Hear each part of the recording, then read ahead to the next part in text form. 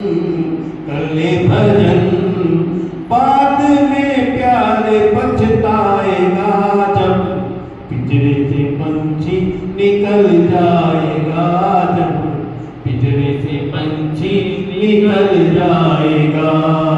ओ पापी मन कर ले भजन, क्यों ना कुछ तेरा ना कुछ मेरा, क्यों करता तू मेरा मेरा, ना कुछ तेरा ना कुछ मेरा।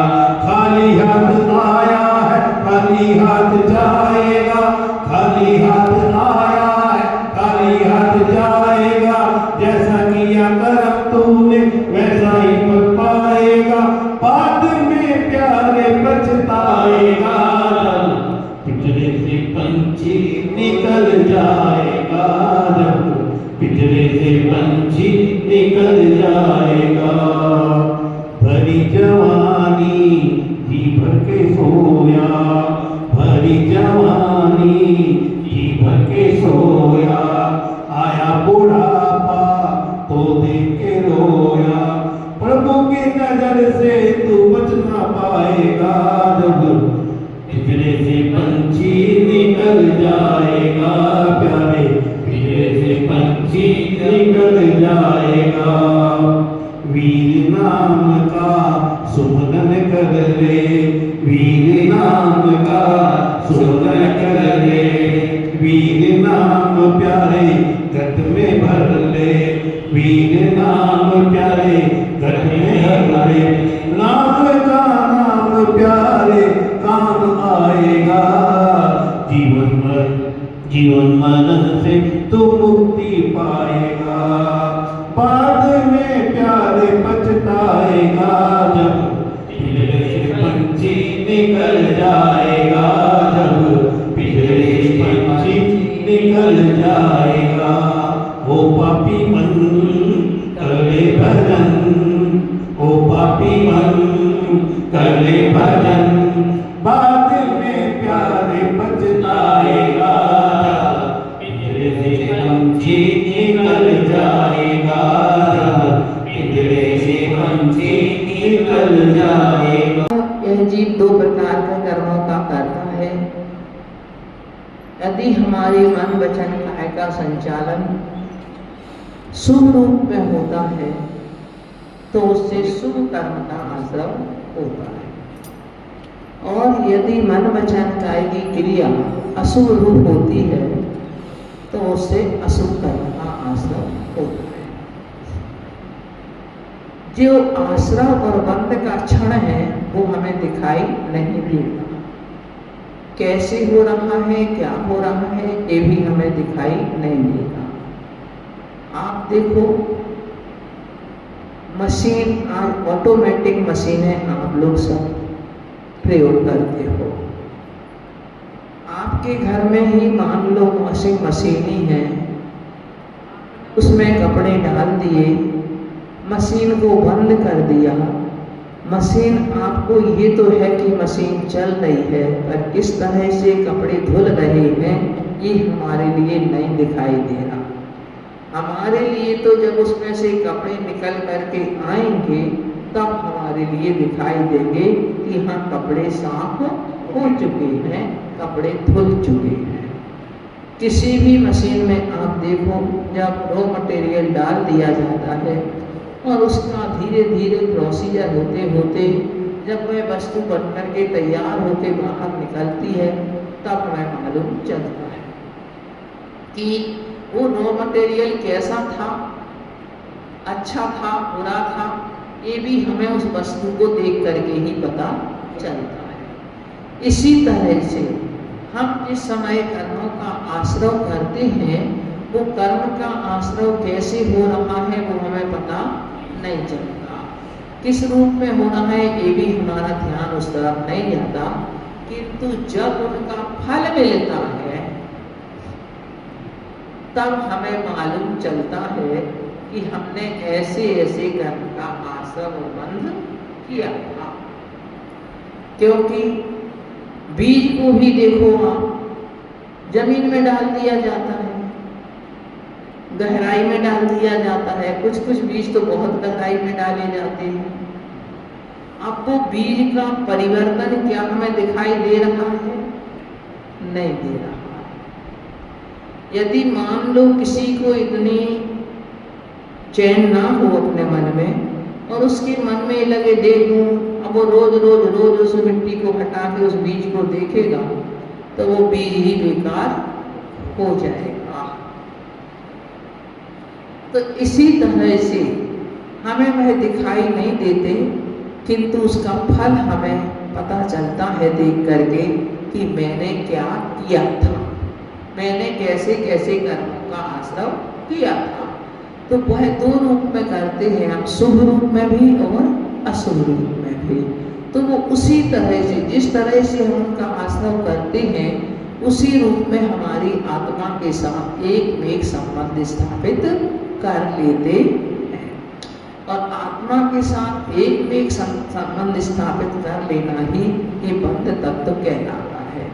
अब इसके प्रति हमारे मन में भूल क्या है कि हम शुभ कर्म और अशुभ कर्म, तो एक नीति है, पुण्यस्य फलमिच्छन्ति पुण्यम नेच्छन्ति महात्मा, न पाप फलमिच्छन्ति पापम कुर्वन्तु यत्नतः। कि यह जीव पुण्य का फल तो चाहता है परंतु पुण्य नहीं चाहता, और पाप का फल नहीं चाहता, किंतु पाप प्रयत्न पूर्वक करता रहता है। नीतिकारों ने ऐसा कहा, और हम खुद ही अपन लोग देखते हैं, जितना समय जितनी शक्ति आप अपने घर के कार्यों में, व्यापार के कार्यों में भी, कथाओं में, भोजन कथा में, राष्ट्र कथा में, राज कथा में, इनमें हम अपनी व्यतीत करते हैं, क्या इतना समय हम अपना भगवान के गुणों के गान करने में करते हैं? यहाँ तो अगर हम घंटे भर भी समय निकाल जाएंगे, अब कोई होता है कोई घंटा कोई 2 घंटा भी निकाल जाएंगे, तो हम बड़े खुश होकर के कहेंगे कि 2 घंटे पूरे मंदिर में लगाता हूँ सुबह से। अरे 2 घंटे मंदिर में लगाए हैं, 22 घंटे कहाँ लगाए हैं ये तो बताओ। 22 घंटे आपने कहाँ व्यतीत किए, उनके बारे में कभी सोचा कि 22 घंटे तक मैंने क्या किया? नहीं सोचते। उन 2 घंटे तो में तो आप समझो, आप जो ऊर्जा यहाँ से लेकर के जाओगे वो आपके लिए पता नहीं कितने समय तक काम देगी। और घर में की हुई आपकी जो शक्ति आपने लगाई है, व्यापार में लगाई, भोगों में लगाई, आपने खाने में, पीने में, व्यर्थ की चर्चा करने में लगाई, उससे आपको कोई ऊर्जा नहीं मिली, उससे तो आपकी शक्ति का व्यय ही हुआ है, आपकी शक्ति खर्च ही हुई है, उससे तो उसमें आपको कोई शक्ति मिली नहीं है। तो भगवान की भक्ति, स्वाध्याय आदि तो ये कैसे हैं, टॉनिक के समान है, जो हमारे लिए एक बल प्रदान करते हैं, जो हमें एक सम्यक सुबुझ प्रदान करते हैं, जो हमारे लिए मानसिक ताकत देते हैं, हमारे लिए हमारे मन को हर तरह की परिस्थितियों से जूझने के योग्य बनाते हैं। अगर व्यक्ति के पास धर्म नहीं है या धर्म का सहारा नहीं है तो धैर्य भी उसके पास नहीं है, और जहाँ धर्म और धैर्य उसके पास नहीं है वह व्यक्ति किसी भी परिस्थिति को सहन नहीं कर सकता। आज आप सुनते होंगे, हो सकता है कई लोगों के साथ घटनाएं भी घटी होंगी कि बचपन में ही बच्चे सुसाइड करने को तैयार हो जाते हैं। क्यों कर रहे हैं? बाल सुसाइड संख्या क्यों बढ़ रही है? इसका कारण यही है कि शुरू से लेकर आप लोगों ने उन्हें ना करने को सिखाया ही नहीं, ना तो उन बच्चों ने आपके मुख से सुना ही नहीं। अब जब उनके अनुसार काम नहीं होता है तो वो टेंशन में आ जाते हैं और वह कोई कदम ऐसा उठा लेते हैं। आपने उनकी सारी आवश्यकताओं को पूरा किया जैसा उन्होंने कहा, तो इसी तरह से उन्हें वही आदत बन जाती है। आपको एक घटना बताएं, हम लोग बिहार करके आ रहे थे, एक गांव में पहुंचे, एमपी की बात है। तो उस गांव में पहुंचे, उस गांव में पता चला दूसरे दिन सुबह कि कल शाम को एक 14 साल के बच्चे ने फांसी लगाई।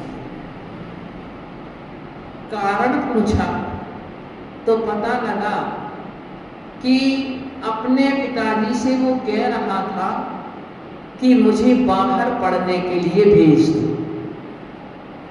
अब पिता की इतनी सामर्थ्य नहीं थी कि वो बाहर उसके लिए भेज दिया दे, और गया। गांव का मकान होगा तो ऊपर जो क्या कहते हैं गाटर लगा होगा, उस गाटर से अपना अंडा बनाया, लटक गया और फांसी लगा दी टॉयलेट में। और जब वहां से बहुत देर तक नहीं निकला, तब घर के लोगों को देखा, तब पता चला। तो ऐसी घटनाएं बहुत सारी हो जाती हैं धर्म और धैर्य के अभाव में। जो अपने बच्चों के लिए बचपन से धर्म और धैर्य के संस्कार दे देते हैं, वह बच्चे अपने आप में दृढ़ हो जाते हैं, किसी भी परिस्थिति को झेलने के लिए वह तैयार रहते हैं। तो हमें जब क्या किया हमने लेकर के कर्म का बंध किया, अच्छे कर्मों का भी किया और बुरे कर्मों का भी किया। उनमें हमने अच्छे कर्मों का जब फल मिला वो तो हमने अच्छा माना, किंतु जब बुरे कर्मों का फल मिला उसमें हम दुखी हो गए। वो हम बिल्कुल भी उसको चाहते नहीं है। कौन चाहता कि हम बीमार हों, हमारा व्यापार ना चले, हमारे बच्चे आपकी आज्ञा ना माने, आपका समाज में सम्मान ना हो, घर में सम्मान ना हो, कौन चाहता है बताओ? अभावों में जीवन में थी जो कोई नहीं चाहता इस चीज को। सभी चाहते हैं कि हमारे साथ अच्छा घटित हो। तो कहने का तात्पर्य ये है कि हमारी यही उस तत्व के प्रति भूल है। अरे हमने जो किया होगा वो ही मिलेगा। हमारे अच्छे चाहने से अच्छा नहीं होगा और हमारे बुरे चाहने से बुरा नहीं होगा। जो हमने किया होगा, जो कर्म का बंध किया होगा, उसी तरह का फल हमारे लिए मिलेगा। परंतु हमारे मन में ये बंध तत्व के प्रति इस तरह की भूल बनी हुई। आप देखें पृष्ठ 36 पे 123वां छंद। पुण्य पाप का रोध नहीं, मैं कर्म रोध कर कर पाया।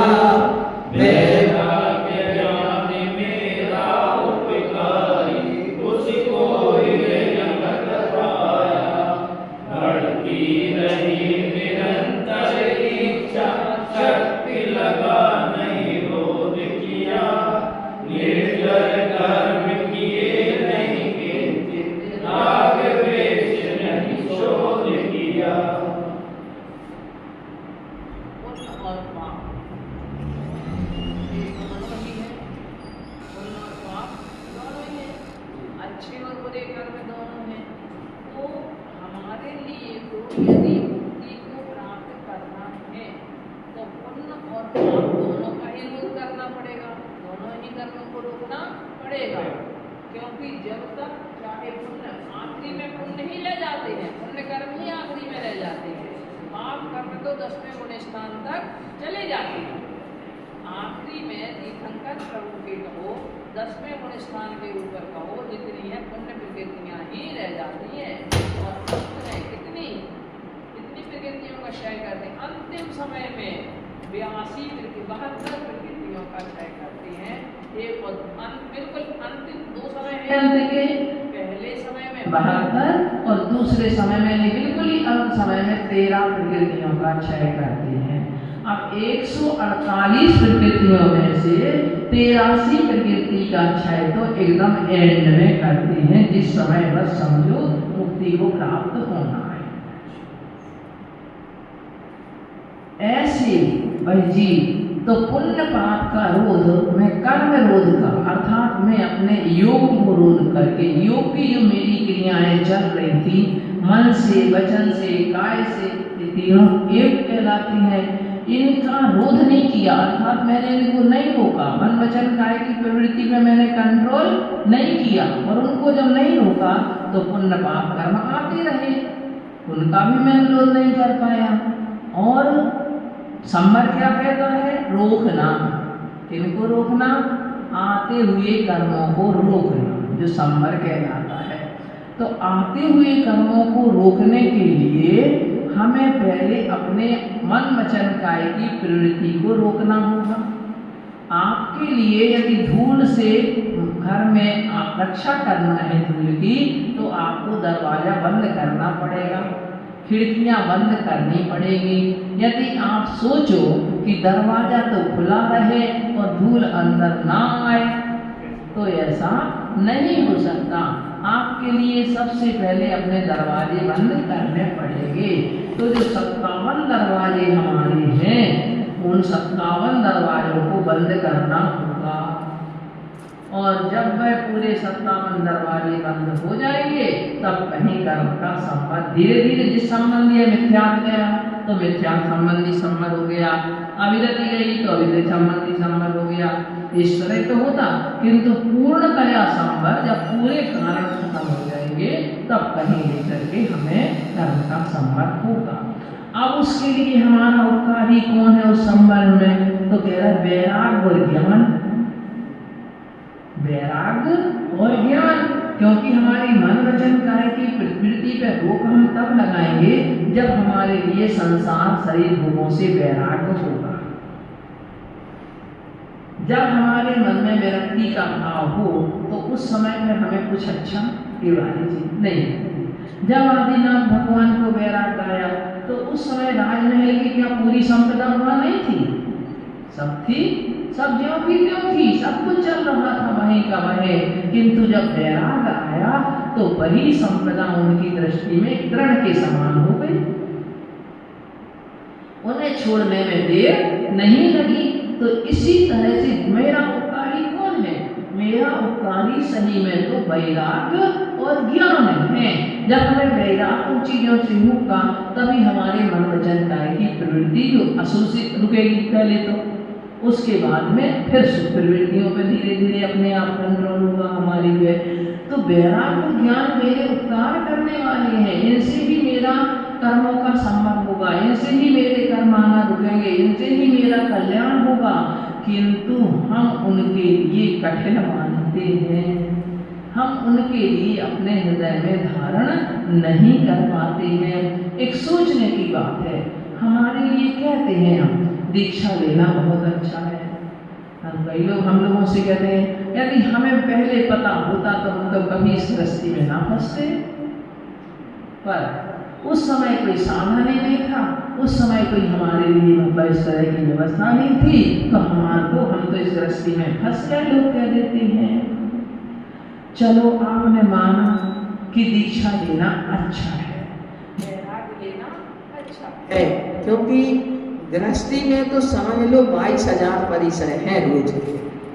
साधु के तो 22 ही हैं, पर गृहस्थों के तो 22,000 परिसर है। आज ये समस्या तो थोड़ी देर बाद दूसरी समस्या, तो शाम को तीसरी समस्या, तो सुबह चौथी समस्या।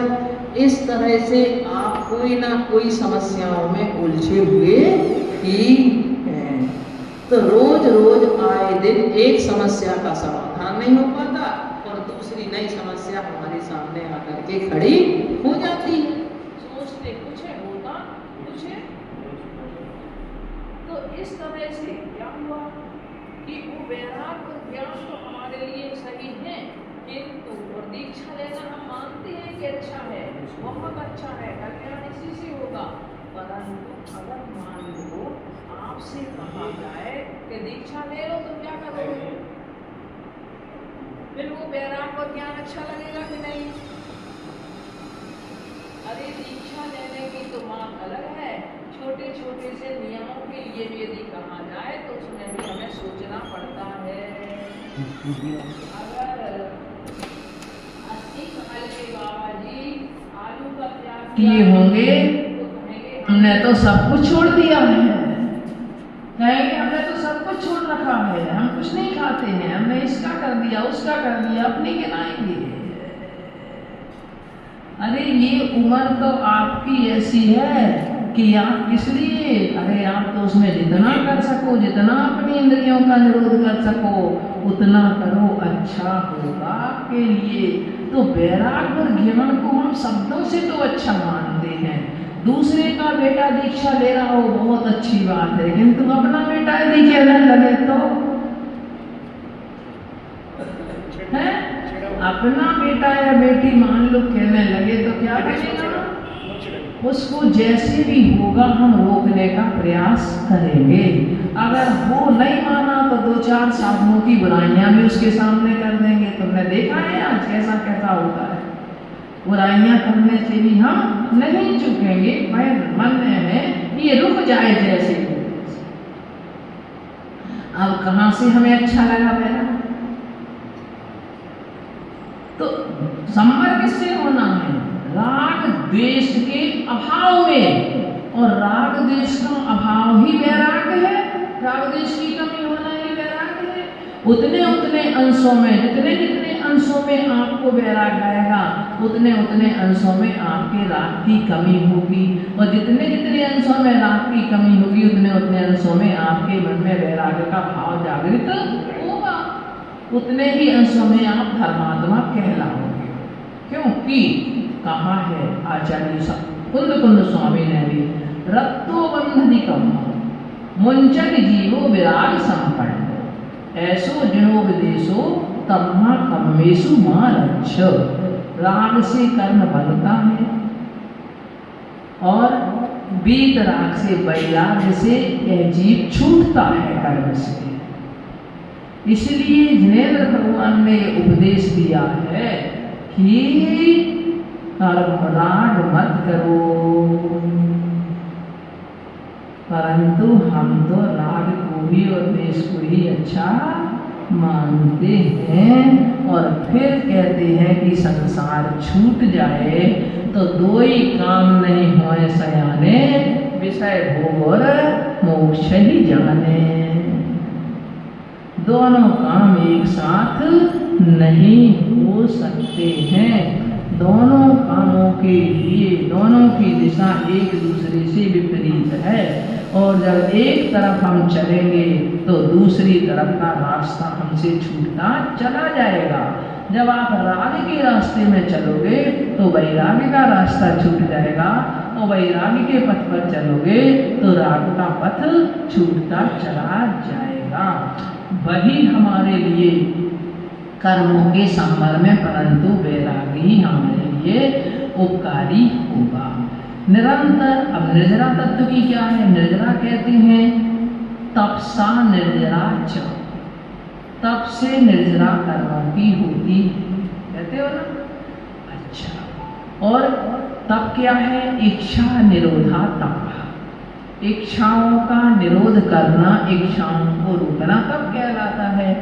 तो क्या मेरी तो इच्छा निरोधा तप किया और तप से निर्जरा होगी, किंतु मेरी इच्छाएं तो निरंतर बढ़ती रही। जिन इच्छाओं पे मुझे रोक लगाना था, 1 होकर 10 होते, 10 होकर 100 की इच्छा है, 100 होकर संतोष नहीं और सहस्र होए तो अच्छा है। यूं ही इच्छा करते करते लाखों की हद तक पहुंचा है, तो भी इच्छा पूरी ना हुए ऐसी दयनीय इच्छा है। तो परंतु सब उसी निर्जरा तत्व के प्रति हमारी भूल क्या है कि इच्छाओं का निरोध करके तप होगा और तप से निर्जरा होगी, किंतु मैं अपनी निरंतर रक्षाओं को बढ़ाता रहा। मैंने राग द्वेष को कभी शोधन नहीं किया, अर्थात राग द्वेष से मैं कभी हट नहीं पाया, उसको मैंने कम भी नहीं किया। अभी हम सोचें कि पूर्णतः हमारा राग द्वेष छूट जाए तो पूर्णतः तो नहीं छूटेगा, किंतु जिस जिस अवस्था में हम हैं उसके अनुसार यदि हम चाहें तो कम हो सकता है, कम हमारा हो सकता है। तो इसलिए हमारे कर्मों की निर्जरा नहीं हुई और दिन पे दिन बंद होता चला गया। क्योंकि देखो, यदि आपको किसी वस्त्र को साफ करना है तो उसको साफ करने के साधन तो जुटाने होंगे। यदि साफ करने के साधन ना जुटाओ और फिर सोचो कपड़ा साफ हो जाए तो कैसे होगा। इसी तरह से आत्मा को साफ करना है, आत्मा पर लगे हुए कर्मों को हटाना है तो हमें वह प्रक्रिया भी पूरी करनी पड़ेगी। जब तक ये नहीं होंगे तब तक हमारे साथ हम सोचें कि हम दूसरे के साथ में कुछ भी करते रहें, अपनी प्रवृत्ति मन वचन काय की अथवा तथवा कुछ भी करते रहें और हमें कर्म ना बंधे तो वहाँ कोई किसी तरह का, कोई किसी के साथ में कोई क्या नहीं है, कोई पक्षपात नहीं है। वहाँ तो इतना ही ऑटोमेटिक प्रक्रिया है कि आप भले चाहे सामायिक में बैठे हो, ध्यान में बैठे हो, यदि वहाँ भी आपके मन की प्रवृत्ति, आपके तन की प्रवृत्ति, आपके योग वचन की प्रवृत्ति अगर कहीं विपरीत हो रही है तो वहाँ भी छूटने वाली नहीं है। और मुनिराज के लिए क्या हुआ, जब उन्होंने सुना कि अरे इनके बेटे पर दूसरे राजा ने आक्रमण कर दिया है, और जैसे सुना अरे मेरे बेटे पर आक्रमण, तो थोड़ी देर के लिए परिणाम बिगड़ गए, एकदम परिणाम बिगड़ गए और सोचते हैं कि अरे जो मेरे सामने आंख नहीं उठा सकता था, मेरी आंख से डरता था, मेरे नाम से डरता था, और आज वो मेरे बेटे के ऊपर आक्रमण कर रहा है, ऐसा करना है, और इस तरह से परिणाम बिगड़ गए। तो एक सावक जो जा रहा था भगवान महावीर के समूह शरण में, वह देखता है कि मुनिराज बैठे तो सामायिक में है परंतु मुद्रा सामायिक की नहीं है, मुद्रा में सौम्यता होना चाहिए, वो सौम्यता नहीं है। तो उसने जाकर के समूह शरण में सबसे पहले यही पूछा कि जो मुनिराज अभी रास्ते में मुझे मिले, वह ध्यान कर रहे थे किंतु उनकी ध्यान की मुद्रा नहीं थी, उनके चेहरे पर संकलेशता की रेखाएं खिंच रही थी। भगवान की वाणी में आया, यदि उनको अभी संबोधन कर दिया जाए तो वो केवल ज्ञान को प्राप्त कर सकते हैं, और संबोधन नहीं किया गया तो वह साथ में नरक का भी बंधन कर सकते हैं। क्यों? कितना तीव्र मुनि बन के जो सब छोड़ चुके आप, और उसमें आपका मोह जागृत हो गया, संकलेशता हो गई, और वही क्षण का आयु कर्म के बंध का आ रहा था, वह श्रावक वहां से उल्टे पैर आया और मुनिराज को संबोधन किया, स्वामी नमोस्तु। किसका बेटा, किसका राज्य, आप तो बहुत पहले छोड़ चुके हो, बेटे को ना राज्य को ना सबको। और वह शब्द जैसे ही कान में पड़े कि पुनः चेतना लौट आई, पुनः अपने आप में आ गए और निर्णय लेके अपना पश्चाताप किया, और पश्चाताप करते हुए वहीं के वहीं अंतर मुहूर्त में ऐसा ध्यान लगाया कि वही केवल ज्ञान की प्राप्ति। तो परिणामों की बड़ी विचित्रता है। अगर हम कहीं अच्छा करते हुए भी, ऊपर से हमारी अच्छी करते हुए भी, यदि हम अंतरंग